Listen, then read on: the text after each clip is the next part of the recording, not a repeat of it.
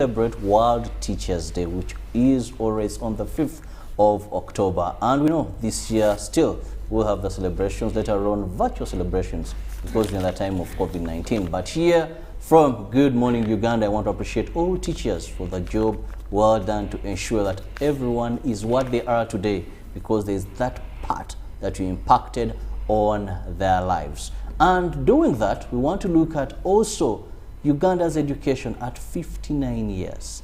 We want to look at the pre and post-independence, what education has been, where the challenges have been, what we need to address, and of course, to do this, I'm with, that is the Global Peace Ambassador, that is Milton Kambura, with whom we'll later be joined also by Dr. Tony Divine, who is a PhD holder, but also the Vice President, Global Education Division Authority, and that is in the United States of America. And he's already with us. Dr. Tony, you're most welcome to this discussion. Well, I'll begin with Milton Kambura. Milton, yes, sir. A lovely morning to you. Oh, good morning. I'm happy that we are joined with Dr. Tony, the Global Education Division. Today, this is a very great day for our teachers countrywide, but also globally. But in a special way, Global Peace Foundation congratulates the teachers with whom we have been working with to transform education outcomes in our schools. I congratulate those schools we are working with, and government of Uganda, definitely.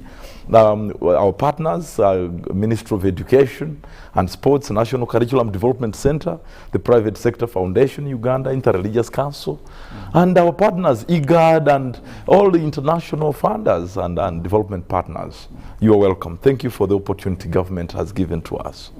Well, allow me to begin with Dr. Tony Divine, who happens to be, that is the Vice President, Global Education Division, the author of the International Education book that has been used widely for consultations on education. Doctor, you're most welcome.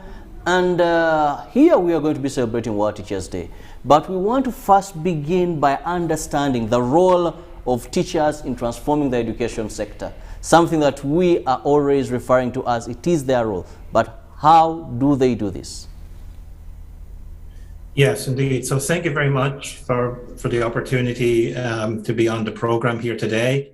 And I really want to echo Milton's sentiment to really want to really congratulate, appreciate all of our teachers out there, and on this Global World Teachers Day. And Global Peace Foundation and our partners are actually taking the opportunity for the entire month of October, to celebrate teachers around the world. And you're asking me about, what is the role of the teacher? I think as we move forward more and more into the 21st century, the role of the teacher really needs to evolve, I feel. When we look at our students, they're not just cognitive beings, they're whole persons, right? So the teacher today has to focus on developing the whole person for future success. And this, there is nobody apart from parents who can have such a lasting impact on the life of a student than a teacher.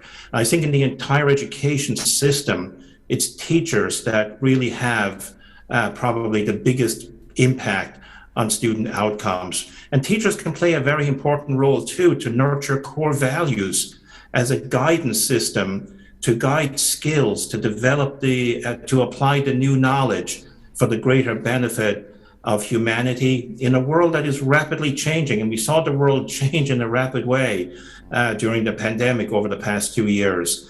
And teachers also can play a critical role in developing the skills that employers are demanding and that entrepreneurs need, in fact, right? Skills like collaboration, creativity, problem solving, communication.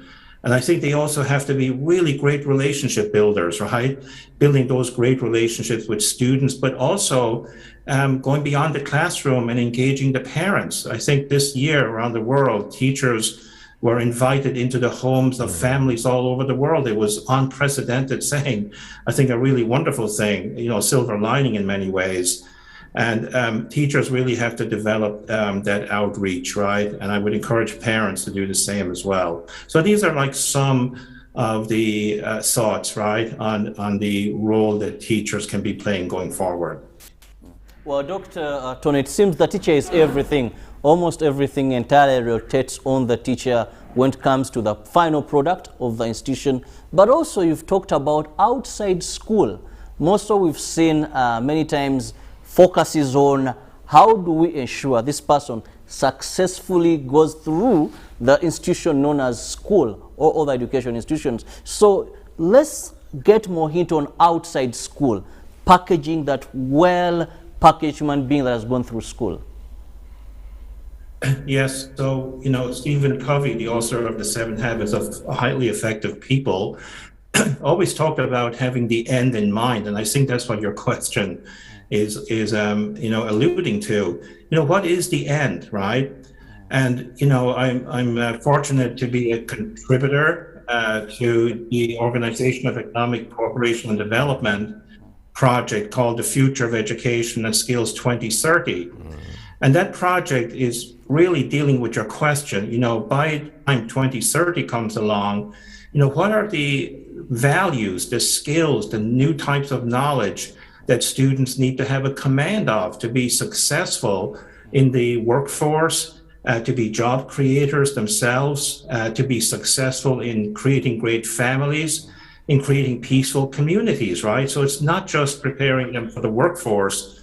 There's a whole set of collateral outcomes that we would love to be achieving here, and people who can create peace, right, wherever they go. So, our young people and every single person has unlimited potential. They have special strengths, abilities, and perspectives. And, they're naturally curious, they're inherently creative. So we have to really go to that, right? Nurture. I think the role of the educator, the teacher, has to be to nurture those individual strengths, right? And accentuate them. And, really prepare students for the future. Well, there's so much we're expecting teachers to do. Like you've rightly pointed out, it's not only the classroom work, it is also ensuring that they build a person who is ready for the employment there, a person who has the skills that are required. But as we look at the role of teachers in transforming the education of various countries, Doctor, let's also understand, have we prepared, or what do we need to prepare these teachers so that they can be the agents of change we desire them to be? Yes, a really, really great question here. And I think, the education system overall, or the way we educate, really has to shift. That's why we use the word transformation, right? That, it's no longer a government-only approach, I believe. I think it's going to be an ecosystem approach as we move further and further into this century. And this means that the boundary between the community and the school should start to dissipate, right? Start to gray out a little bit, so that we have a lot more engagement between the school and the community, between schools and parents, right? Inviting employers into the school. You could have internship programs. Employers could have internship programs to give students real life experience, right?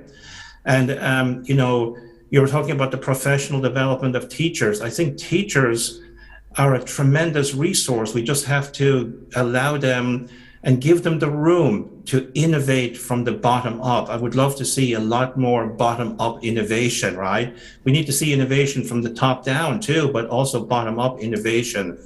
And, I think teachers have the potential to be their own best professional development resource, right? And fortunately, we have amazing models of schools where teachers themselves take over the professional development, right, of themselves. They're constantly learning. We talk about students being, a goal of students and an aspiration is that they're lifelong learners. But teachers have to be lifelong learners as well, right? Because students have access to the entire knowledge base of the world, right? And sometimes they may know something more than their teachers, but the teachers have wisdom, they have experience. and their role can be really instrumental. I'm a very big advocate of teachers, moving out of the isolation of their classrooms and creating teacher teams, right, where they can analyze each other's teaching approaches and learn from one another and create transformative initiatives in their schools, right? So I think like the number one resource is right under our nose. It's the teachers themselves. And of course, the community and resources in the community can come in to accentuate that as well. Well, I'll now come to Milton Kambura with us in studios. Doctor will be, please keep it with us. Milton, when we talk about education, Dr. Divine has given us the role of the teacher in transforming this system, in ensuring we have quality education. But we are marking 59 years as a country. And all the time we've had this question that we need an education system that is tailor-made for us as a country. We need an education system that can deliver the Ugandan that is going to meet or going to be a problem solver to the challenges of this country. Let's look at our education system right from pre and post-colonial. Thank you so much. Education in Uganda, just like other African nations, has had a lot of hurdles, and that comes, of course, with opportunities, but also very huge challenges. And I must say that at the end of the 18th century, Uganda lost her own traditional education, which was actually modeled by parents, facilitated by elders and the community. It was more of practical education, where you follow your father to go fishing. Fishing was a big economy by that time. Hunting. Have you ever hunted yourself? No.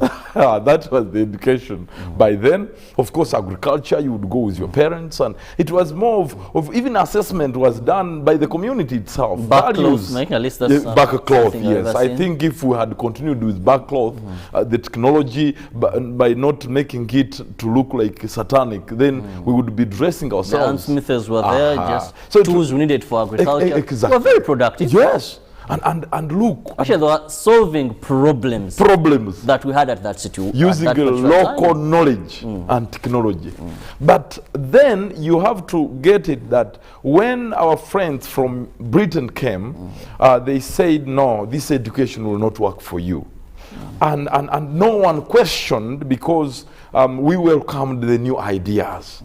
And then we lost control over our own local knowledge, our own local management structures, our local content, and everything.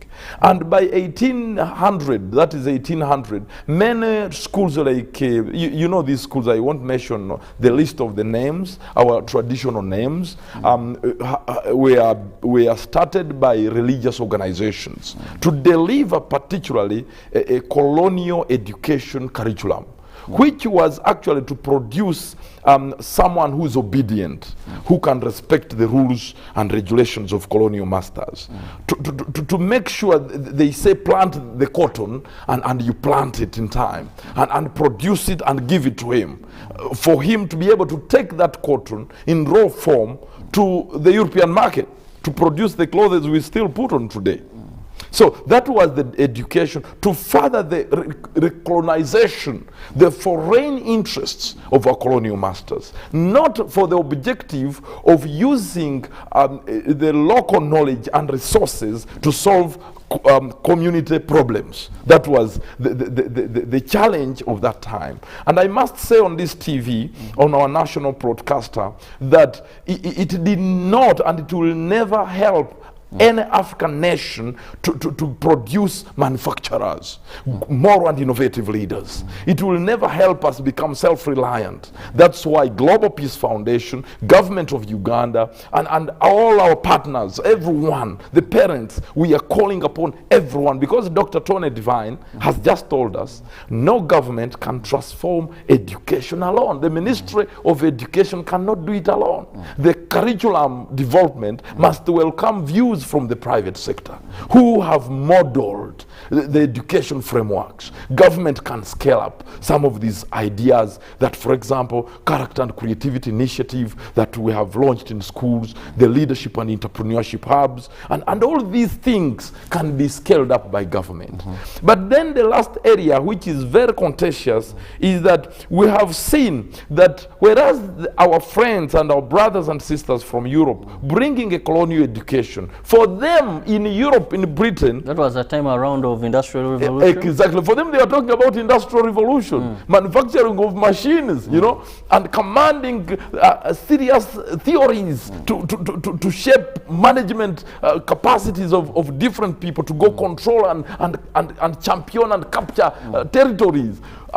For them, their education was reviewed after 5 years to make sure that the education matches with the needs of their nations, to make sure their countries can produce energy sources, they can build capacity of learners to invent, to produce products for the increasing population, the markets around the world, to process, you know, clothes from raw cotton. You can imagine that was the education at their time, in their countries. I wish by 1800, that type of education was the same introduced here. But then we had names like chemistry. But the way chemistry is delivered in the classroom is completely different. So for us, when we try to adopt to something like that, we became more theoretical than practical. Exactly. And so the products of education was meant to be dependents, job seekers, not job makers. Conflict entrepreneurs, not peace builders, community organizers. So the type of production, the outcomes of education in Africa, you are talking of that time was not to help Africa, no, was to divide Africa so that we remain in poverty, we remain fighting each other as our colonial masters continue to harvest our natural, abundant natural resources. And Africa was seen as a dark continent, as a zone for only supply of raw materials, so that they can build the mobile phone, the smartphones. Not African to produce the mobile phones, using the education up to today. And so we in Milton, what has changed? Because now I want to look at the current education system that we have, where still it seems many of the problems you've talked about have not been addressed. Recently, we saw a new syllabus just for about the first classes that was launched by the Uganda National Curriculum Development Center. And before COVID, they had begun releasing it out, teaching it, though with a bit of complicity as well. I think we have tried to achieve certain milestones, although the impact of colonial education and our capacity to actually think beyond it, so that we can design curriculums meant to solve our local problems using our local resources, is still a challenge. So we have had 3 nations in one country. One group who call themselves educated, but they can't understand the way of the educated. I don't know if you get what I'm saying. The second group of people are those who are half educated, but they can't understand the realities and the needs of the society they live in. Then the last group is that they call themselves the educated, but they can't communicate to the other 2 groups. So the confusion, the elites of this the elites. So you find the type of laws, for example, designed to stimulate economic development is lacking. You find, like, for example, we have an opportunity of a parliamentary committee on education, but the outcomes of their work is not on education. So the reforms that we would be enjoying today is that no one can bring cohesive and practical outcome-based education. So how do you break this chain?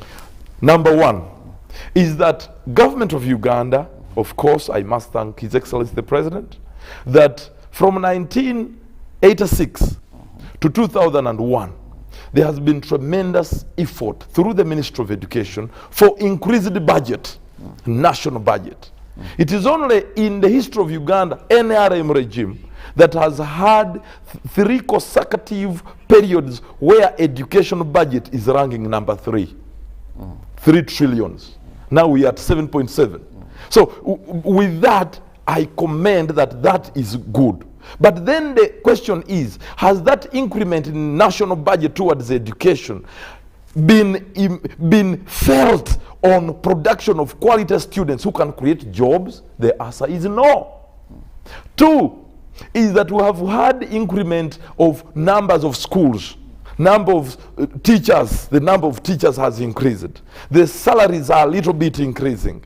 But then we are asking, has that achievement trickled down to the reality that a child who is produced in the school can ably help the nation achieve Vision 2040? The answer is no. The third achievement is that Uganda has had peace now. We no longer have a lot of rebel activities and terrorist attacks. You know, at one time Uganda was ranking the most dangerous nation in the world. For many years, no one would temper to visit Uganda. So peace is enabling people to go to school. Exactly. And now that one has helped us to have increased number of enrollment. Enrollment and breaking the chain of education inequality.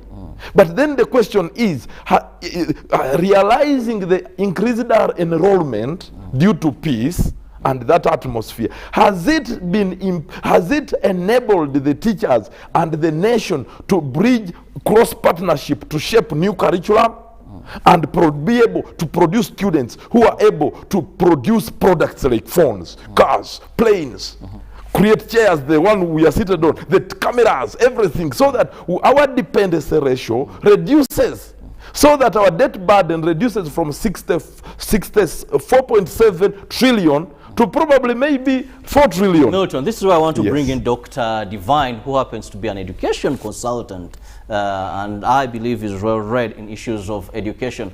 Dr. Divine, what should be Africa's niche in terms of transforming her education system? We've seen great nations like China, where they have embraced technology. India, we would see them, they have so much focus in the medical arena. So countries like the third world countries, what should be our priority if we are to transform and benefit from our education sector? That's a really great question. And when you look at Uganda and you look at Africa overall, it's a continent. You know, Uganda, has the second largest youth population in the world, right? 70% are under the age of 30. And Africa as a continent, generally speaking, has such a huge percentage of young people. And I think it's important to step back for a second and recognize that this is your number one asset. It's not the natural resources. You have that as well, right? But it's your young people. When you look at the United States, you look at Europe, you look at developed nations in Asia like Korea, Japan, they're aging nations, right? It's like, you know, I can tell you right now here in the US, right, as a result of COVID, there are signs up all over the place looking to hire people, right? It's almost impossible to find people to hire, right? You don't have that, you have the opposite problem, right? In Africa and Uganda, you've got all these young people, right, that can, that we can focus on developing their skills. You know, I had a conversation with the Minister of Public Service a couple of years ago when we did the Global Peace Leadership Conference in Uganda in 2018. And I asked him, like, what is the top priority that we should be, in Uganda? What is the number one issue? And he said it so clearly, it is to imbue skills in young people, develop their values, develop their skills, right? So that they can actually develop the country, right? As a result, develop the economy. Milton was talking about Vision 2040. So, during that 2018 Global Peace Conference, our chairman, Dr. Hyunjin Preston Moon, talked about an African renaissance, right? Led by Africans, I think that is like an aspiration that we can all get behind, right? And see that happen, in Uganda and in Africa as well.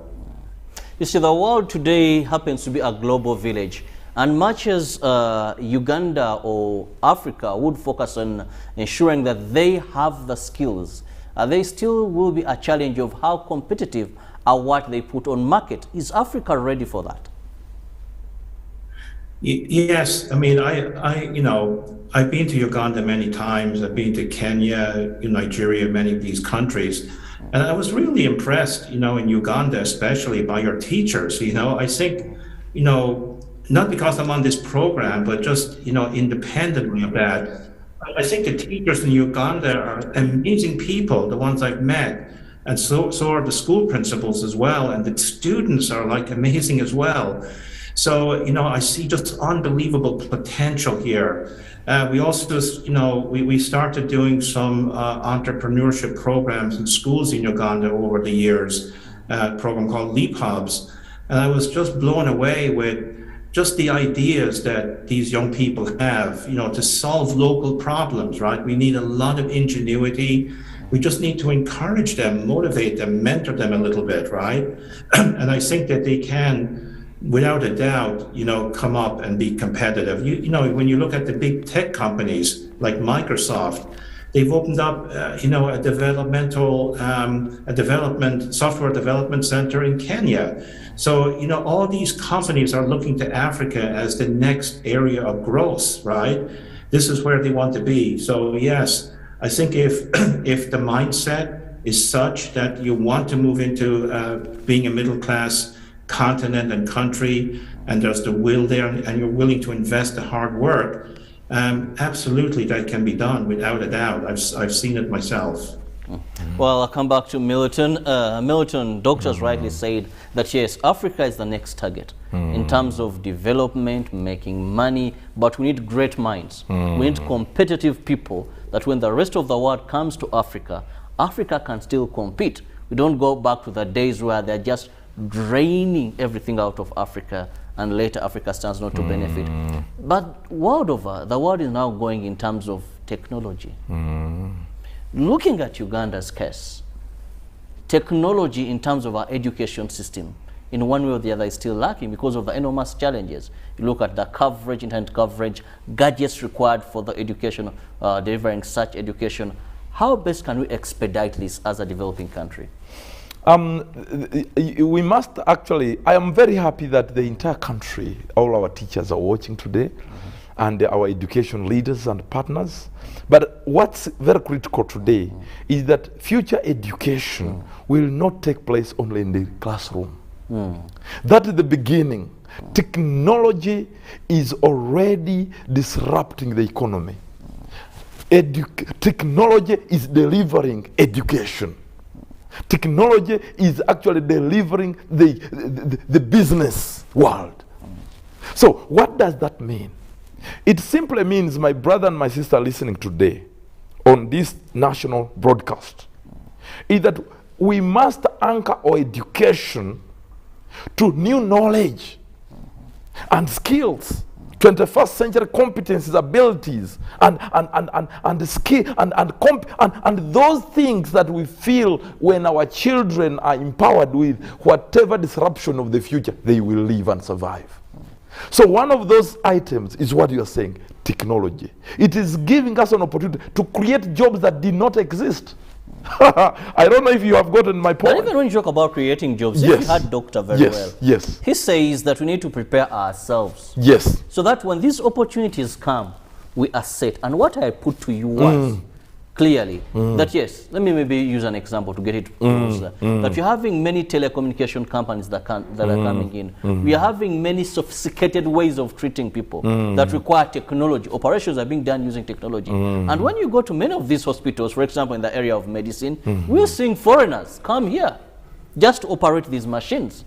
When you go to some of these telecommunication companies, the top management, the big positions, you find that you have expatriates that are coming in that have the knowledge of operating these technologies, developing modern softwares. So as a country, you can have opportunities, but if you're not placed right, if you're not equipped right to partake of these opportunities, then another person benefits from them. Exactly. So that is what I'm asking. How are we positioning ourselves? How do we expedite that? Now, number one is that now it is time for us to transform the classroom. That's because it's the kitchen. Now, what I'm trying to say here is the time has reached where you can no longer teach agriculture in a four world infrastructure. Time has reached where you go to take the students in the garden to teach them that, you know what, this is what we call mulching. This is what we call, this is how they take care of an animal. This is the technology required to take care of ABCD. This is how you take students in the hospital. You say this is the machine which we used 20 years ago. But look, it has the following shortcomings. Can you design? Can you be able to design some improved version of this technology? Now, education is that it has to be designed to make sure it matches with the needs of the future. Now, if our need is that we need to reduce on cost of doing business in Uganda, it requires that our education builds the capacity of learners to invent technologies using our local resources, because it is one thing to do these things, but everything is from China. That's another issue. And we are just copying and paste, which is fine. Someone told me it's fine. But education must be practical. That's why I like the introduction of DIT, the Directorate of Industrial Training, the vocational education training, so that now we can certify students who manufacture a car that is also a learning student. Are you getting my point? Now, we have had our SMEs, the small medium enterprises, the owners of the economy of Uganda. These are people who didn't go to school, but we call them uneducated. In Uganda, we don't even allow them to even stand for any leadership position. The mismatch, those lies who have been on for a long time must end. Now, that's why in our schools, where Global Peace Foundation operates, is that we have now launched what we call the Leadership and Entrepreneurship Hubs, to make sure learners use the content they are consuming to produce products to sell on the market. And I'm very happy, for example, Chambok College School, in the nearby community, they were able, young people crafted businesses. Businesses are ending in the market. And such a young people, you can't talk about unemployment when the young people are graduating. Apart from eating rice and cakes on the graduation day, tell me, Ugandans, what else do Ugandans celebrate when students graduate and end up on streets? Time has reached where our assessment of our students need to get out of the paper and that paper certificate to what they can invent, what community problem they can solve, their capacity to produce a product so that it can be bought even in Kenya. That's the future assessment. The type of teacher. Who's teaching? Who's delivering the curriculum? What type of curriculum? We have just had one step of working with National Curriculum Development Center, which still has a focus, Milton. Yes. Which still has a focus. That is more of presence. We are seeing other countries that you want Uganda to compete with. They are going more of virtual. Now let me give you something. People are learning to operate a car in Dubai, where they have not physically been there, but then they are perfecting this. Exactly. In Dubai, we were challenged. African nations were challenged. United States were bringing innovation, the latest innovations of the future. They brought some items from the Mars. They are the one in Dubai. Kazakhstan brought a seat of the future which is going to float in the air. Look, African nations are taking dancing only, dancing, traditional dances. And I saw heads of state, yes. Uganda took pride in making sure the United Arab Emirates embrace our... know what we have here. Yes, but then IGAD report... And investment opportunities as well. Exactly. But then investments are coming. But is our human resource future ready?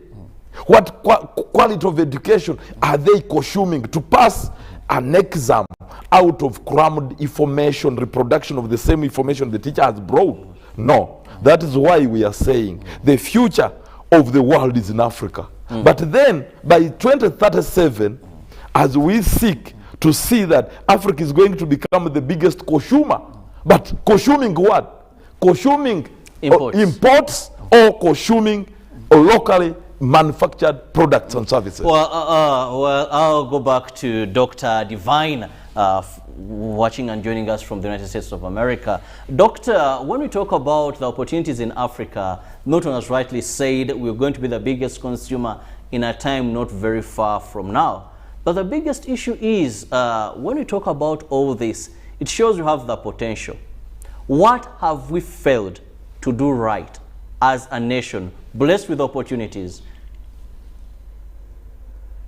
Yeah, I think we just really have to, develop talent, right? So, once again, the focus has to be on education, right? Educating your amazing young people. I just want to kind of remind everybody on the program here today, you're talking about the potential in Africa. The top entrepreneur in the world today is African, Elon Musk. He was born and raised in South Africa. And, I see how many more Elon Musks might be in schools, right, in Uganda right now, this minute, right, waiting for a teacher, waiting for the education system to nurture their ideas, right, to support them, to develop them. The potential is just really out of this world. I've seen it myself. And, even as a stepping stone, we can learn something from the Philippines. The Philippines,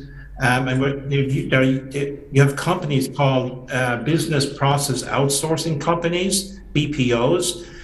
This is where like a big corporation will actually outsource different business processes to a different company. So for example, I just got a new phone recently and I had to talk to customer service, right?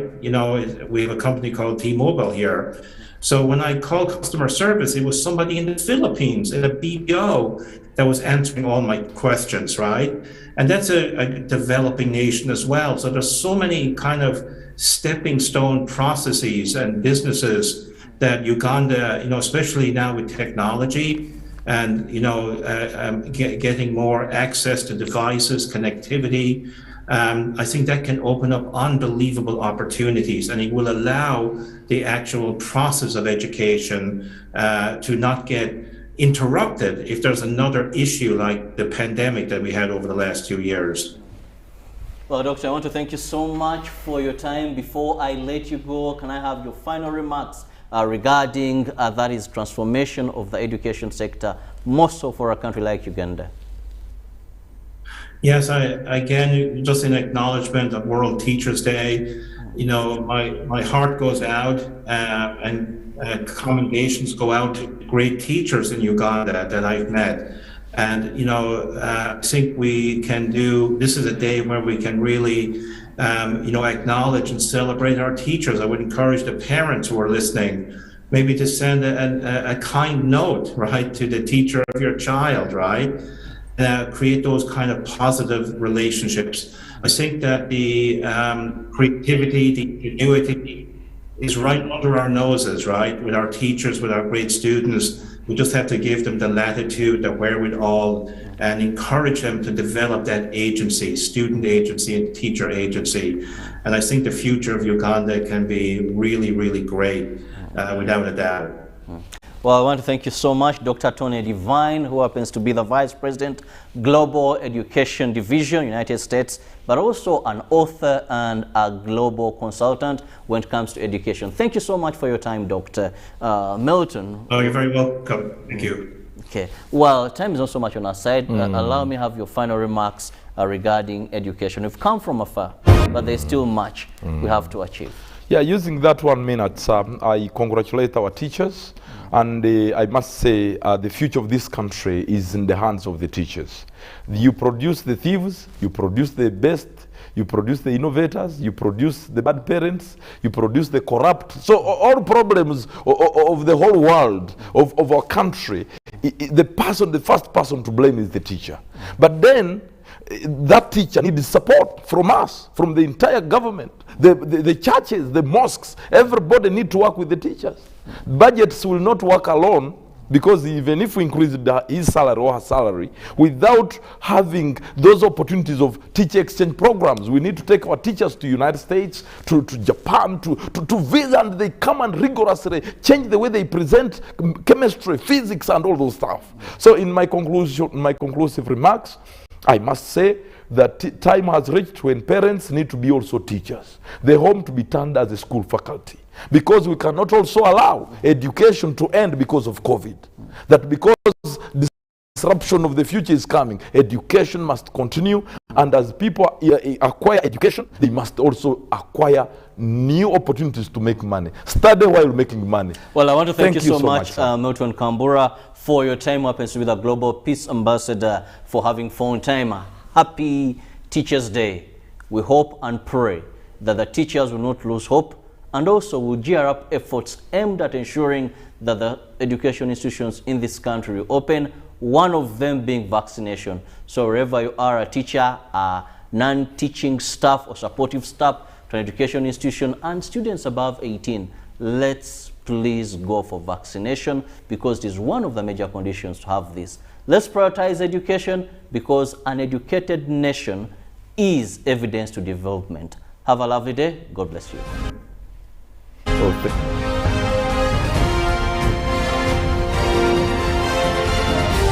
This is Good Morning Uganda.